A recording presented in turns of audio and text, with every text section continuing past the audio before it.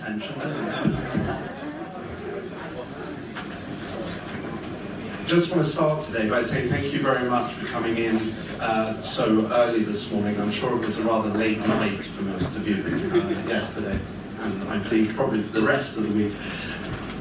Yat Siu, CEO, founder of Animoca Brands, arguably the most successful Web3 gaming company project in the space.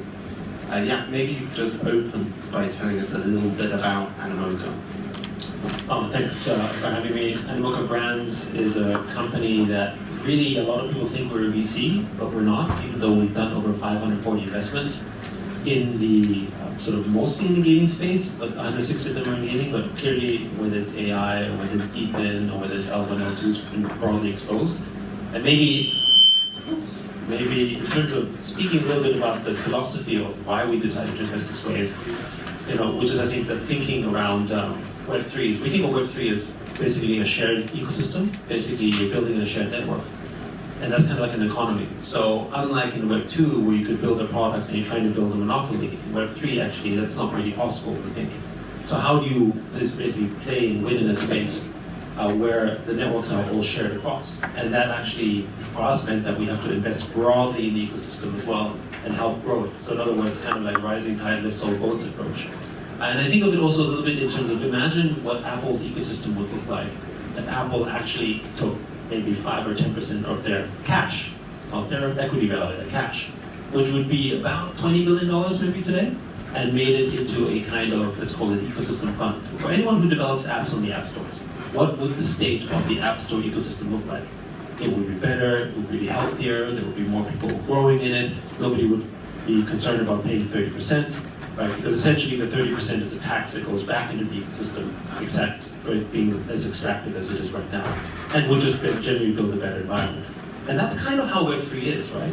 You pay gas, but gas goes back into the miners who provide essentially a mechanism to basically reinvest in the ecosystem. It's actually a much more, we think, better type of capitalism. So that's kind of how we decided to build Animoca as well, with that frame of mind. So we hope to have thousands of portfolio companies, but of course, while we're building products and services, games, applications, all around creating more digital property rights and aiding basically mass adoption. Thank you. We were VC backed 2 years ago with Coinweb, and I remember when we were engaging with all of these Web3 venture capital firms, that one of the questions we were asking them was, will you help us by introducing your portcos to us to build on top of us eventually? And at the time, most of them would say, yes, we're here to support you and we're here to help. And then the reality of how this kind of panned out was they didn't. They were too busy or wasn't really baked into their business model. How does Animoca treat your portcos any differently, or? Well, I mean, we tried, right? So when we were smaller and had a smaller portfolio, we could be a little bit more sort of, let's call it, direct to service. But as we have hundreds of portfolio companies, that becomes harder and harder.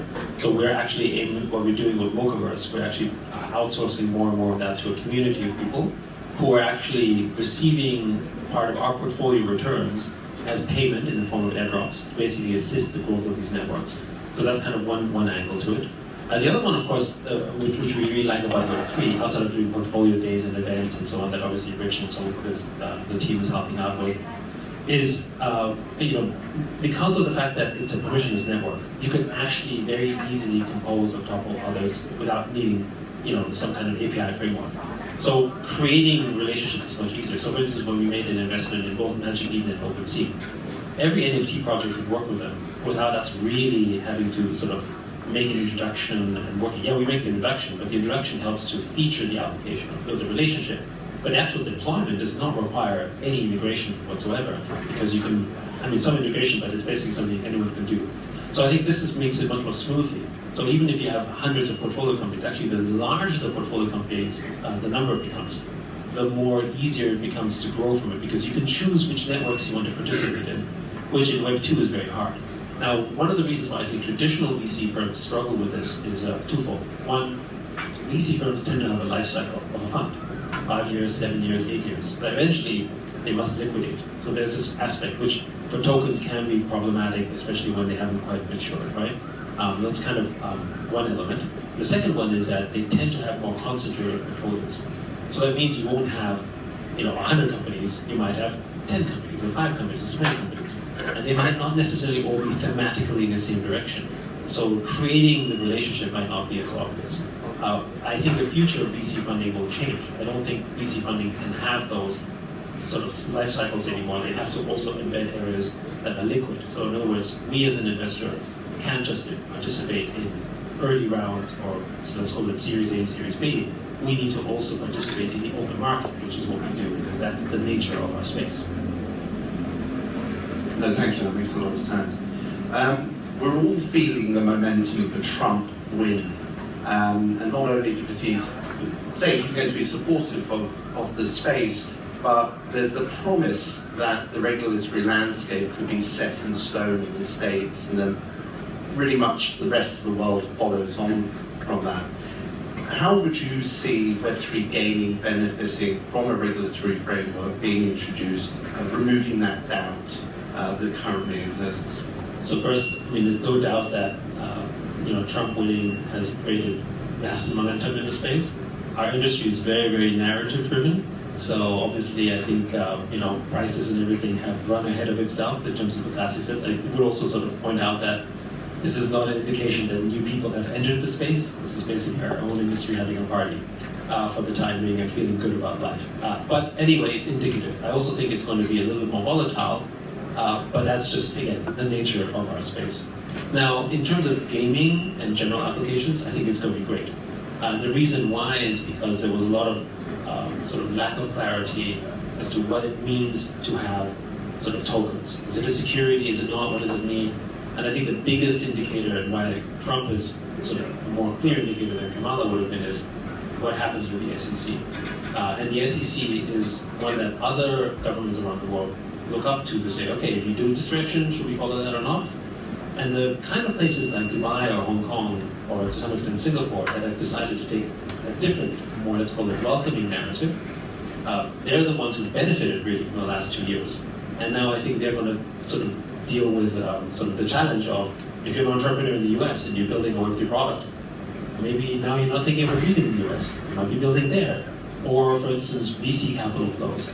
VCs that were simply just not touching crypto are like, oh, maybe we can put 10% of our funding in crypto now. And also the LPs as well, who are like, don't touch that stuff post SPF, are now like, well, are you doing anything crypto, right? So I think, at the end of the day, US is the largest capital market, biggest stock market in the world, everything financial-wise, biggest. And so when they enter, I think it's going to sort of shape the space. And so it'll be better for funding, better for growth, everything in Web3, including therefore also Web3 gaming. So I think it's going to do really well. But there's also going to be a lot more competition. So just because it's a bull market doesn't mean that it's an easier time. I think the time, which I think is good because it means that companies have to be more competitive. They have to be better at what they do. But I do think it's broadly very positive for our industry. Great, thank you for that insight.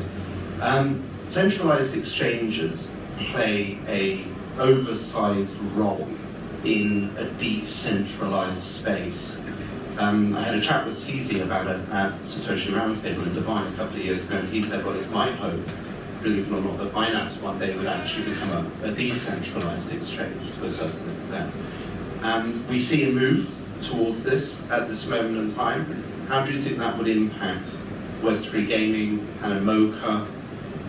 So for us, we're not an exchange, and everything we're building towards is a decentralized future.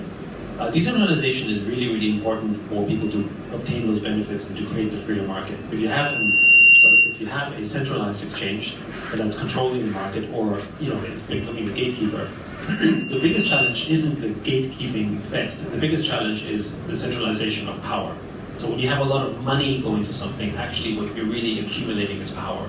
And then when people have a lot of power, then often they get seduced to do stuff with it that perhaps they promised they wouldn't. So it's like this famous old adage that absolute power corrupts absolutely tends to be true. Actually, I think it's never not been true. And so I think the framework of a decentralization, whether this is proof of work or proof of stake, has actually enabled this kind of defense that there was never the ability to be seduced by that element.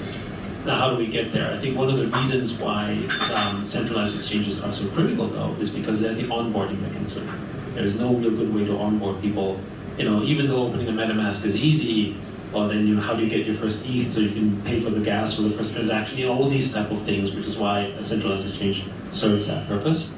And the second thing is we have to bear in mind is that why are people going into crypto in the first place? What is the first big unlock? Maybe move the speaker.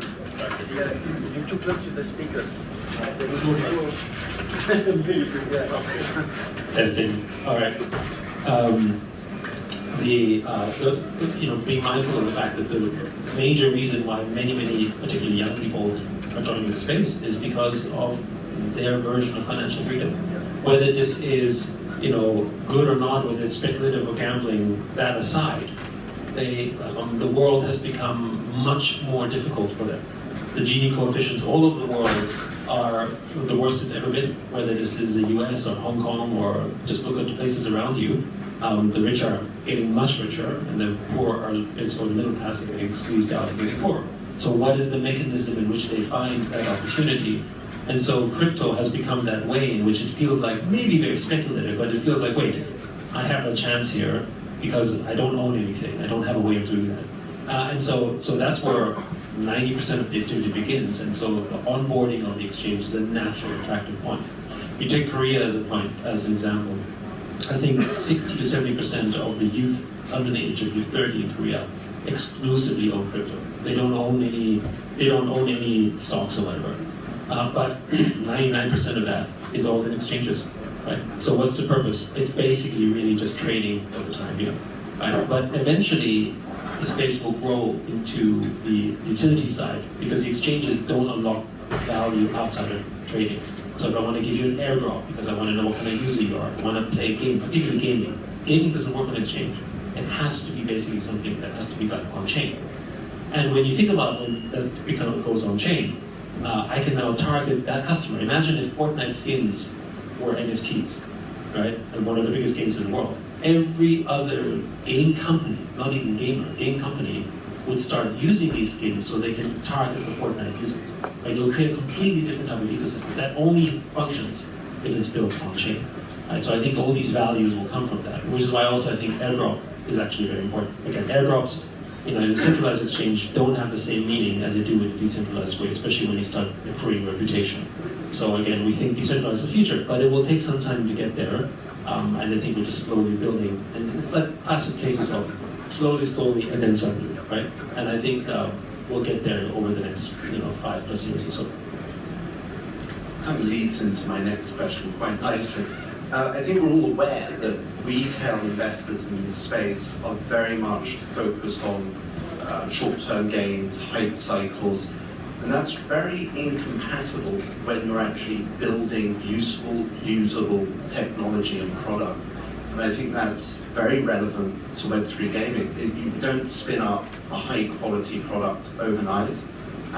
These projects typically launch at TG, their tokens, and then there is a whole life cycle to actually get the game built, shipped, adopted, and so on and so forth. How do we keep investors engaged throughout the life cycle of a project? We've just seen so many of these things. We've got a great team, they've launched the token too early, the token has kind of died, it's killed the project, they have no way to be able to continue to raise if price discovery has already happened, and so on and so forth.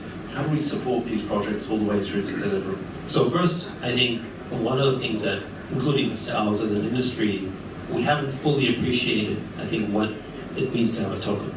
So when you think about the business model of not just Web3 gaming, just anything in Web3, let's call it, say, 3 or 4 years ago, the token was kind of viewed as a vehicle for fundraising in a undiluted fashion, right? I mean, those terms in and of itself are already hugely problematic because there's no such thing as free money, right? Or free anything. And so when you say you're raising money in an undiluted fashion, actually that's wrong. Because you're raising money for something, you're creating a liability somewhere. Where is it that you're creating a liability for? I think people didn't understand that very well. And so our frame of mind of thinking about that is actually the token is a representation of the network effect of your product. Whether this is a future network effect or the present network effect. Right? So when you're buying the token, You're not buying it because of the yield it generates per se. I mean, Ethereum or Bitcoin, actually Bitcoin natively doesn't really produce any yield, but you buy it because you believe people will want to own it, and there's a network effect, and there's a growth. And you kind of have also this impact that is sort of not directly spoken, which is like, hey, you have Bitcoin and I have Bitcoin, we're kind of together, we're kind of, and how is that different from saying, I'm Thai, you're Thai, oh, you're Thai, right? I mean, again, it doesn't have to be a monetary impact, but you've created that network, that feeling of I'm connected to something, and there's some value attached to that, right? And that is what we think tokens actually represent. And that's all about community, right? That's kind of a version of that. And so gaming is about building community. And so when you start selling your tokens as in too early, you're actually creating a community liability. And you're actually therefore the work begins in terms of how do I make sure that the community stays that way. And I think the model has changed, right? In the first few years, because people didn't understand that, the way they launched the token was actually one where they were just thinking about the liquidity, and they weren't thinking about the utility in the same sense about sort of the network effects embedded. So for instance, if you look at one of our portfolios that we're super excited about is a game called Off the Grid from Godzilla. I'm not sure how many of you have seen this. And that is an example of the token hasn't launched yet. There's ways to earn the token, use it inside the game, the utility, but the networks are being built already. And actually, this is where VC funding was important, because the VCs actually provided the capital that are typically long-term in their thinking. I think the total money raised was maybe $60, $70 million. It's a lot of money, right? But that token didn't launch yet until there's utility, which is not happening. It's #1 early access Epic Store, doing really well on Xbox and PlayStation. And so the gamers who are playing it don't even know that there's a token, and then it comes out, and oh, okay, now there's utility, and maybe there's a network effect that can take place. You have, of course, cases where, like we look at Axie Infinity, also one of our portfolio companies, where they ended up launching very successfully. The token had a bit of that hype cycle. It's still a multi-billion-dollar token, which funds the project. It helped them launch Rodent, and there's a foundation, so you get both, right? But I guess it's also a question of where you are in the cycle. I think that approach is harder today because there's more competition. Remember, 3 to 4 years ago, there were maybe 5 gaming tokens you could buy, right? So the reason why the valuations were as excessive as they were is because there was attention to it. There's desire to have a gaming token, but there were 5, maybe 10. Today, there's hundreds, mixed around millions of meme coins, right? Right? So this level of dilution of attention means that the way you launch the project has to be different as well. So the token is still important, the network effect is important, but how you execute it is no longer the same as before, right? So I think that's the maturation of the space. The other thing that we also believe is that gaming as a utility is going to be applied in almost every token that's out there, not just gamification, but games. So I fully expect that meme coins, for instance, are going to have their own games. Whether it's someone from the community that's building it, whether it's another game studio that says I'm going to adopt it, whether it's the people who make money from it and we're creating their own VC fund. Again, not all of them will be able to do it, but I think they all want to get in that area. So it's not so much necessarily here's a game launching a token, but here's tokens launching games, right? I think that actually will happen as well. So before we open up the floor for some questions, can you give us a little look into the near-term future on where Animoca is going to take the space? So for Animoca, our big thesis on the digital property rights is that we think of everything here as network economies. So for us, it's very important, how do we have a voice that's meaningful in this space is essentially, when you look at our, we are a public company, so we do report our financials and we report our token balances. The way to look at our token balance is essentially to look at the kind of network influence that we aim to have. Right? So we keep our tokens and monetize them in a certain way, so to ensure that we actually are able to sort of maintain an influencing status in that, because we think of it as kind of like, in a decentralized way, as having a voice, right? So that's kind of one way we think about that. And tokens as these network effects means that if we own a certain percentage and we have a voice in it, it's not the percentage of ownership that we have, it's more like, okay, if you have $1 billion worth of tokens, actually our, let's call it voice in the network might be actually more like 10 billion or 20 billion in effect, right? And I think that's actually the way that we need to think about our impact in the space as well, right? Not the dollar value, but actually the voice that we have in that ecosystem. But how do we build a better ecosystem broadly? Because the network effects only become strong when the network within itself has strength, right? So one of the problems our industry faces is Sybil attacks, right? Like for instance, we're big backers of Ton in the early days because of distribution. But you might sign up 100 million users, and then you have less than 10 million wallets signed up, right? Right? And then of those 10 million wallets, maybe 5 million are actual real users, right? So and while it's still 5 million users, there's something wrong with that, and that's because you have a lot of people just there basically for economic gain and airdrop farming. So we think the most important thing that our industry needs as a foundation, which is what we're trying to build with Mochaverse, is reputation. So in other words, we're investing heavily in trying to create a framework where people can borrow the reputation that we are able to determine from the end user because of our portfolio, companies, and then you can now decide whether you want to give them a good airdrop or not. Airdrop to me is one of the most important innovations in Web3. Not because it's free money, but because it's actually the inverse of our advertising market. We spend hundreds of billions of dollars a year advertising, and where does it go? It goes to Google, it goes to Apple, it goes to Facebook. How much of the money that they've got from whatever industry goes back into the actual industry?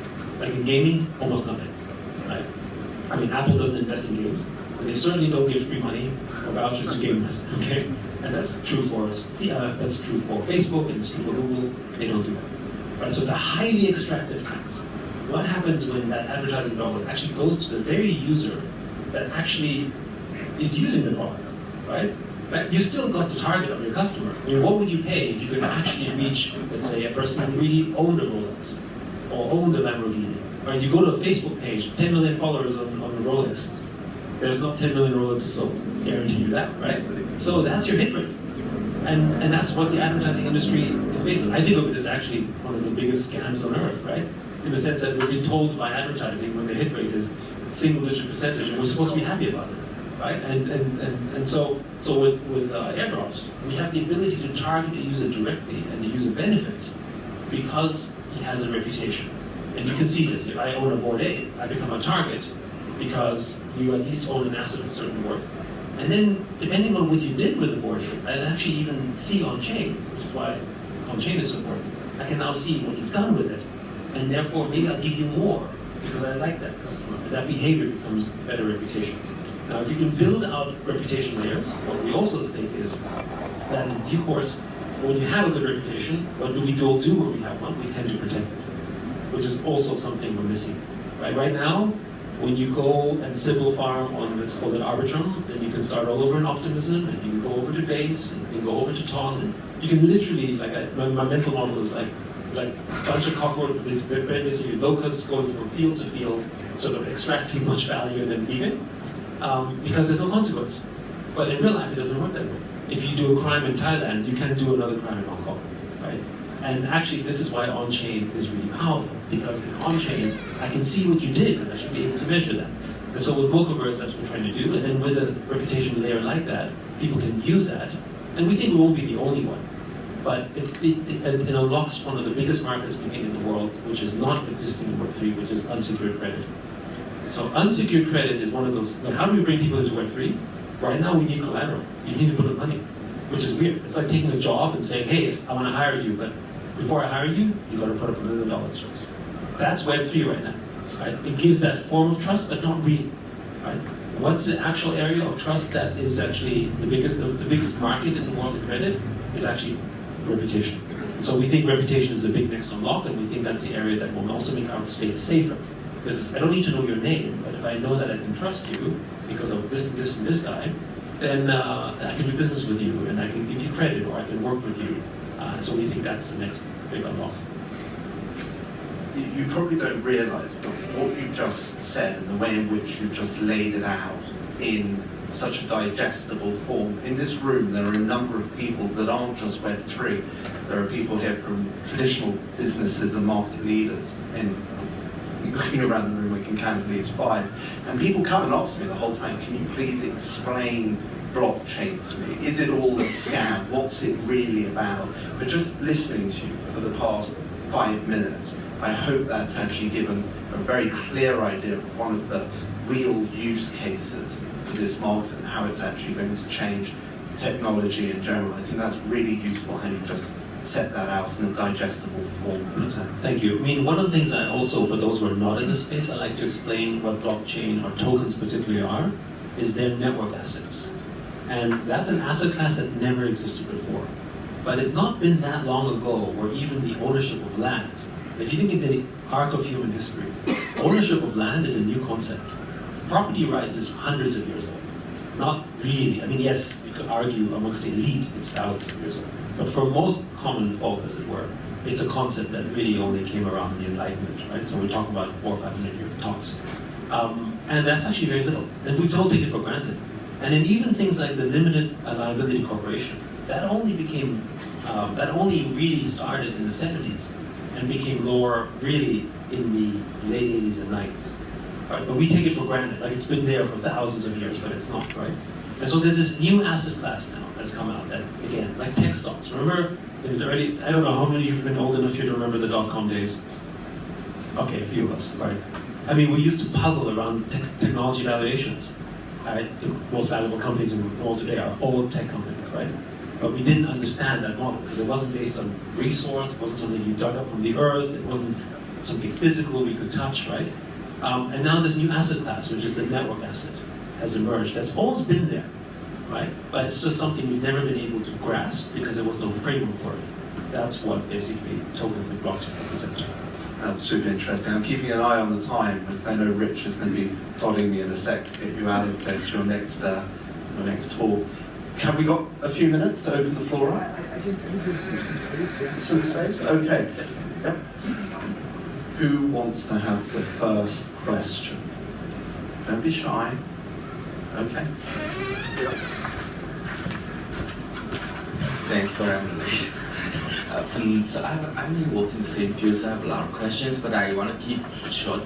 The first question we're facing is we have a game studio, also have the user acquisition platform. When we do user acquisition, so there's lots of bots out there. So do you think it's necessary to detect those bots to pick the real user, or we should just let it go and then make the number better? Yeah, so first, the meta used to be that you wanted to get as many users as possible. But the reason why you wanted to get as many users as possible, frankly, was because that was the metric that the exchange would look at. And so often, and again, this is where people design systems not for a certain outcome. What was the outcome? Oh, I want to get the token listed. How do I get the token listed? Oh, I need lots of traffic. Okay, so it kind of works down this way. And by the way, this is not that dissimilar from the App Store, for instance, back in the days of, when Apple has the App Store, when Apple has a new feature. The likelihood of you being featured in the App Store when you use that new feature was higher. And so everyone started implementing a new feature, whether it made commercial sense or not, it didn't make sense, right? So that's where this often comes from. Generally speaking, I go back to what I said earlier, which is if you build strong network effects, then it will come to you anyway. But exchanges have limited attention span, right? Think of it this way. If I go and pitch a product, you're one of 10,000 projects that the exchange is listening to. So they have literally minutes only to assess you. That's why things like Twitter followers, Discord followers, traffic count, because that's like the headline. They go, oh, okay, I can pay attention to that. Maybe I need to go deeper. But then at the end of the day, when they go deeper and they realize that 90% of your traffic is bots, it doesn't work anyway. And also, it's worse for your project because who pays the price for the bots? Your users. Now, I like to go back to Kevin Kelly's original framework when he talked about 1,000 true fans. When you build 1,000 true fans, you build a very powerful community, and that's the one who become your champions. They're the foundation. But if you hurt them, they're gone. And it's very hard. And this comes down to why tokens struggle. When a token launches and it doesn't pay attention to their real users, actually, when the price collapses and the real users get hurt, or your fans get hurt, when they lose hope, getting them back is much, much harder, right? So I would say that foundationally, try to build for the real users.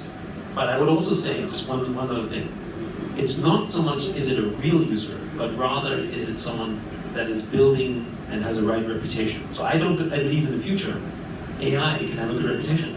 I think an AI can transact and do stuff in your game or application with just as good a reputation, as long as you're able to know what they do, right? I don't think just because you're a bot that you're a bad agent. It's just that who's controlling the bots today is all about extraction. And just think of it from a project standpoint. If 90% of your users are bots and they're going to take away all the value of the ecosystem, how can this be good for the remaining users that are there? It just can't, right? And so either you compensate them, which you might not be able to afford, or the users pay for it, which basically means someone else got rich for not actually creating value, right? The whole idea of the airdrop is to reward the people who built your network, not to reward the people who are farming the network, period, right? So I would generally say focus on the real users or the real activity that gives network effects. Thank you. Great. Come on, one more, please. Oh, here we are. Hi, you touched a lot about how the intrinsic value of tokens come from the network effect. So then I guess my question is like, would it then therefore make sense, as you maybe implied, that you would want to kind of reverse the process and instead of launching the token, doing the marketing, you might want to build the community, build like a lot of like loyalty first and then launch the token? Or also, alternatively, is there a strategy by which Animoca, for example, you guys recently launched, the Lambo NFTs, where maybe you kind of, join up with a brand that already has a driving community, and then you kind of leapfrog the process. And between the two strategies, which one do you think is more conducive to a successful, I guess, growth of the token, I suppose? Thank you. So I don't think there's a straight answer for all of them, because when you're building a network, each networks are built differently, right? And when you also look at the kind of network effects embedded, you have different type of network effects, right? So for instance, when you look at something like DeepIn, the network effects are infrastructure based, right? Whether it's compute or Wi-Fi or whatever, then that network becomes more like a telecom infrastructure, right? And basically starts to sort of become more of a classic network effect. And that is fine too, but that isn't based on a community construction the way that you think about it in the same way. Those might be enterprise partnerships, like which telco might be worked with, or which sort of miner might be worked with. That's one of an enterprise approach. But generally, when we see, say, network effects, we do mean community, right? But I guess there is a difference between looking at paying it forward versus asking the community to basically pay it forward for you, right? So in off the grid, they're building community first, and then they're going to launch the token. But in other projects, they launch a token first. And what they're doing so is they're basically letting the community own a stake on the network before it's launching, arguably for coming in at a better price, therefore that they have economic upside going forward, right? That's the trade-off you're making. And so I think it doesn't matter which approach you take, rather understand the product you're building for what it's more suited for. So gaming today, I think you need the gaming project first before you launch a token, just because of competition in the market. 5 years ago, actually, if you waited to make the token, waited for the game to get ready and then launch a token, you would have lost, right? Because it's about market attention. So network effects are also about attention. Everything in the internet is attention economy, whether it's Instagram, whether it's TikTok, whether it's Facebook, it's all attention related. Tokens are essentially a way to, it's a capitalist framework of attention. You can basically see what the volatility is of some attention. You know, when someone wins a vote or when someone has an exciting event, the token moves because essentially it's a framework of that attention, right? So where do you get the most attention? Which strategy gives you the most attention? I think will then determine how you build out the best network effects. So again, it's not a one way or the other. It kind of depends what project you have. So maybe I'll give you, let's say an example of, let's say you launch a project that nobody's done before, that is really, really unique, there's no competition on that. Then maybe launching the token ahead makes sense because you've got all the attention and you can use that as a growth vehicle. But when you're in a market which is much more crowded, you've got to prove yourself out more to a market that's out there and therefore show the benefits before you launch a token, as an example. Before we wrap up today, I'm going to show you a little bit of humility. 2 years ago, we launched our token for Coinweb. Day one, $8 billion market cap. Today, $30 million market cap. We worked for 2 years to maintain community, lost a large part of it, and pushed because we didn't have a product 2 years ago. So we felt that acute pain that you're making reference to. We made the decision to actually carry on self-funding and putting in the money to actually get to the point where we are today, where we're launching it. On the other side, we're launching a cross-chain DEX at the moment, and we funded it entirely to get the product built ourselves now building the community, and we will not launch the token until we have quite a substantial amount of daily trade on the platform, so we know that we'll be able to support the token price in the community all the way through. So we learned that lesson the very, very, very hard way. I mean, Anton, who's our CMO and head of community, he's only 30 years old, he looks like he's 50. I mean, it's been a painful journey. So really, what you're saying couldn't be more spot on, and we've been through that journey and through that pain, and we're still standing here today. Maybe just to add on that note, the market's also changed, right? So this year alone, we've had over 2.5 million tokens launched, mostly thanks to Pump by Fund, right? So think of that attention dilution that's taking place as a result of that. So that means also when you launch a token today, we believe, of course you launch a meme coin. And by the way, just to be clear, when you launch a meme coin, which we think are very similar to NFTs late 21, early 22, that's a different conversation. We actually think that there's nothing wrong with having, meme coins worth millions of dollars. Nobody had to say that they're worth billions, right? It's fine. Like if you think about a community construct, think about how message boards and chat rooms used to be in the early days of the internet, or essentially, in the Web 1, Web 2 era, or Reddit subgroups. These were all forms in which we were trying to get attention. We just didn't have a token, but it was the same thing, getting attention, whether it was about a dog with a hat or some cat or whatever it is, right? These are all basically sort of the memes we see today. But because of memes, when you build a product, there is, I think this year, really with Bitcoin ETFs, we've now heralded an institutional era of crypto. Right? Bitcoin isn't 80,000 just because of Trump. It's 80,000 because you've had all these institutions backing into it. And I think this is where the next step comes in, which when you're building a real product and you have a long-term vision, you can actually talk to an institution.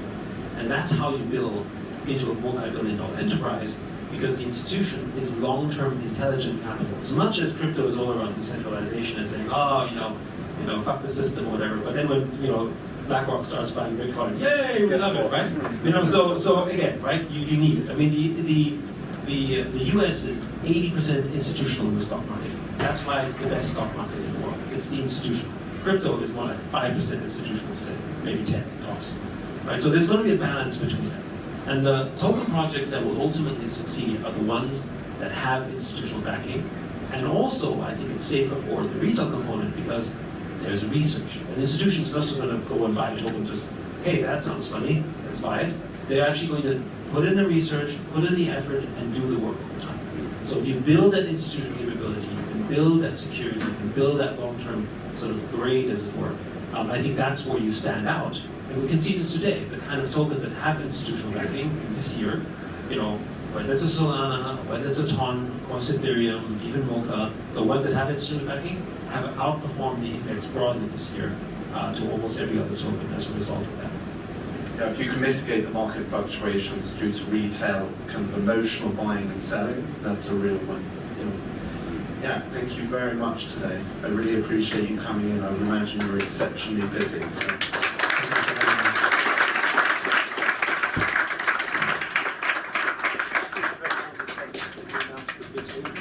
On Wednesday. Oh, yes. Richman and Animoca Brands is going to be a judge, as are you. Great. So, guys, 1 p.m. on Wednesday, we are hosting Bit Angels, Rich Robinson, entrepreneur in residence at Animoca, will be a judge. There'll be some great projects that are pitching, and hopefully some great funders to fund them. So we look forward to seeing you 1 p.m. also on Wednesday. Thanks, guys. Thank you so much. Really appreciate it. Yeah, absolutely great. Good to see you.